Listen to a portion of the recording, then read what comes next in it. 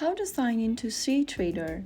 Hi everyone, welcome back to another video from Wake&Tech.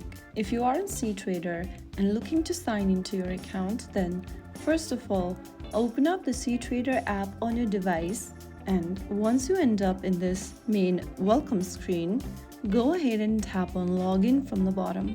To sign into your existing account, you'll need your email or username followed by a password.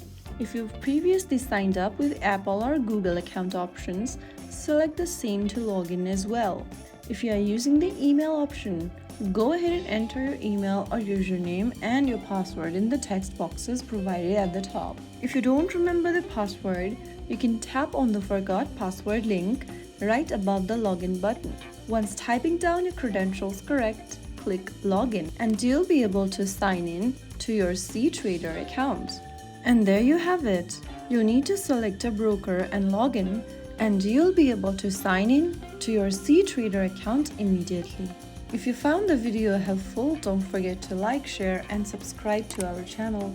I will be back again in the next video. Thank you for watching.